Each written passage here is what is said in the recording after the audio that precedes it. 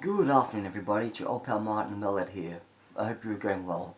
Now, if you haven't been following me on Instagram or social media, you may have known that I left West Africa early than expected.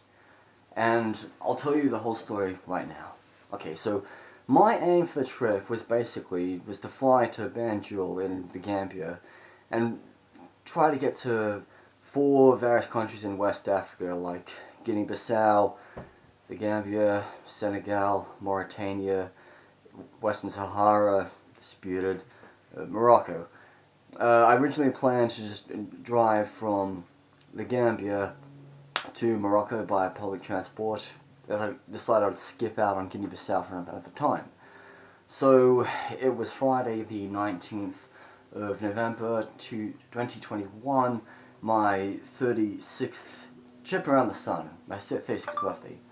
So I buy a bus ticket from Banjul to Dakar, Senegal. I bought this bus ticket to a local company 2 days prior to the trip.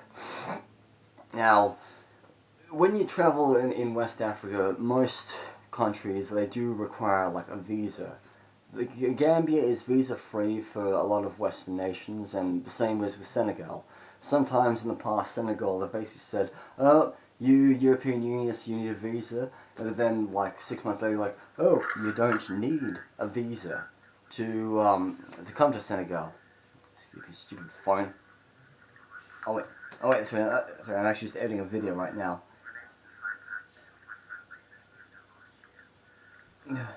Embarrassment. Yeah. So, what I did was I get on the bus at 6:30 in the morning on Friday, and like I drive into Banjul to get the ferry, like while I'm on the bus to Barra, and then from Barra I drove all the way to this border town of like Karang. Like that's the most border crossing between Senegal and Gambia. So I get stamped out of the Gambia. And as usual, basically I go to the back office, hand my passport to the officer. He writes my details in a book, old-fashioned, and gives me the exit stamp. So then I go across the no man's land, the short border, into Senegal, give the guy behind the glass my passport. I say to him in French that like I'm coming here for a couple of days, I'm going to Dakar, I'm staying at Dakar International House. Takes my fingerprints as usual, because a lot of these countries now have requirements that you give me your fingerprints or in your irises. So he does all that. He basically gives my passport to somebody in the back office. And as I go behind there were various people from Senegal and Gambia giving money to this guy.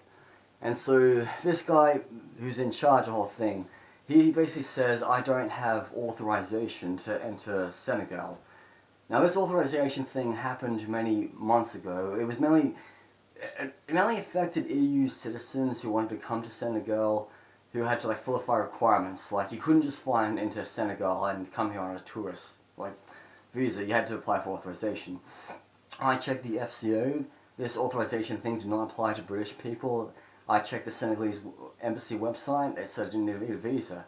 So this guy, he wants to deport me back to the United Kingdom, even though we're like 12 hours away from Dakar. And I basically said, look, why can't you just send me over back to Banjul, Gambia? I got a flight. And he doesn't care. So basically I had to pay him a favor.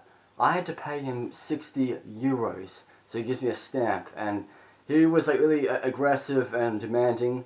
And the horrible thing was he was also aggressively demanding to an American citizen of Senegalese origin who came here, and they'd already done the PCR test, but they were trying to screw with them because they didn't have another valid PCR test. So literally I paid the 60 euros, I got back on the bus, and I just basically started feeling sad and depressed and anger. And when I got to like Dakar, I just realized that I don't want to say that Dakar is like a dump, because that's the wrong thing to say, and you can't call a country that is poor and impoverished a shithole because of that, because that's not a nice thing to say.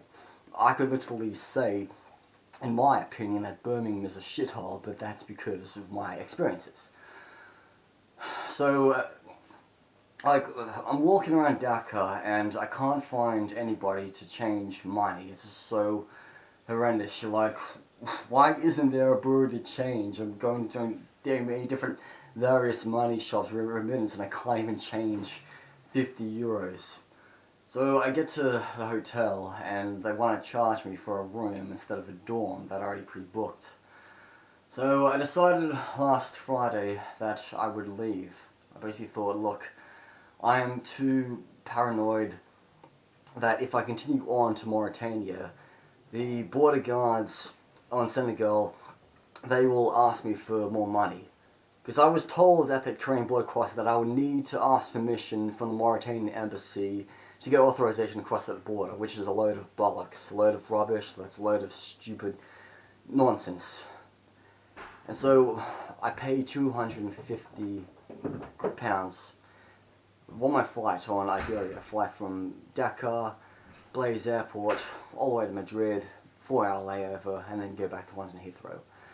I went online, I filled out all my forms, I booked my day 2 test, I printed it all out. But then, on my last day in Africa, I had a good look around Dakar, which you'll see in later vlogs. You'll see the amazing African Renaissance monument I saw, you'll see the most western point of Africa, and you'll see the cathedral in Dakar that looks like a mosque. So to get out of Dakar, I paid a taxi driver 100 euros just to get me to the airport. The airport is 55 kilometers from the city. You could say to me, oh Martin, you're stupid, you should have paid for a bus. I was not really in that mindset wanting to pay for a cheap bus. I just wanted to get out. I just wanted to get to the airport and get out of Africa. So, and plus basically I didn't have like enough francs, so pretty much just had hard currencies with me all the time. And this was a drive range for like 100 euros, and I thought, look, this guy works pretty hard, I reckon he's got a family, and he deserves this 100 euros from me. I don't care if he's overcharging me or not. I mean, like last year in Serbia, I paid a taxi driver $20 American just to drop me off at the airport after like 2 minutes, because I was walking along the freeway trying to get to the airport the hard way. So I arrived back in London yesterday, went into work to say hi to all my friends, came home, did my day 2 test, turns it negative, and I've just been preparing for my trip to Paris this week. So the truth is, right, if this incident did not happen on last Friday, if I didn't pay a bribe, I probably would be in Mauritania right now. But I did not lose out on any money just for like cutting this trip short. The flights to the Gambia were free because of this voucher I paid for. I didn't pre-book any other accommodation, and pretty much when I came back to the UK, I literally had only spent like 20% of my 570 euros budget and all. So I want to say in closing that I do not hate Senegal. I do not hate Senegalese people, okay? I just believe that there is too much corruption going on in Africa, especially in West Africa, and may I hate to say that it's happening a lot in French-speaking West African nations, and also Anglophone nations as well. I've noticed this happened to Drew Binsky in Sierra Leone. This has happened a lot in Guinea. This has happened just all over. I've even had a South African friend of mine who went to Mozambique, and they were demanding that she pay the money to get into the country when she doesn't need to pay a single rand to get into Mozambique. And this woman I met, she called the head of the authorities in Maputo and basically gave him the phone, and basically on the phone basically said, look, just let her go, she's a South African citizen, for God's sake. So what I've done is I've reported this incident to the Senegalese embassy in London, and I've reported this online to this anti-corruption watchdog in Dakar. I've reported this in French and English, bilingual, even though I'm not really that good in French.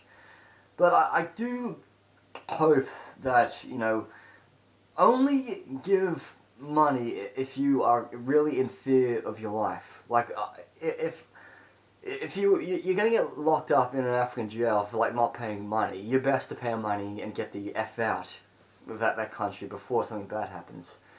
you ask me, I am a well-seasoned traveler. I've been to 88 nations, give or take a few disputed territories. And I've only ever experienced corruption on land borders. The first time this happened was 4 years ago in Kazakhstan. I was crossing the land border between Kazakhstan and Kyrgyzstan. I get stamped out of Kazakhstan. I had to get a little slip of a piece of paper and the stamp to the guy holding the AK-47 on the bridge. I just say to him, "Oh, I'm going to Bishkek tourism from London." So it's actually passport. It's like, "No Bishkek." He's trying to stop me from going to Bishkek. And he's asking me $50. And I said, "Hey, no bribes. There's a sign on the wall saying no bribes." So he gave me my passport back. And I do not hate Kazakhstan people because of that. I don't think Kazakhstan is a bad country. I just think, this white Russian Kazakhstan citizen is trying to pull some strings on a Westerner. See if he could, shake down Eastern Europe, sorry, European Union citizens. Because seriously, will study visa requirements of all countries of the world. I'll basically know that, no, I don't have to pay money to go to Tunisia. Oh, I have to pay $25 to enter Egypt. Oh wait, I've got to pay $50 to visit Zambia and Zimbabwe. Oh good, I can travel mostly through Southern Africa and not have to pay money. I know this because I spent years doing research telling people, oh, you need a visa for this country. Oh, you don't need a visa to go to that country. So anyway, I want to let you all know that corruption is bad, bribery is evil. This thing happens throughout the world. Say no to bribes. Give money to local people when they sell you nice things. I'm Martin the Metalhead. I'm over and out.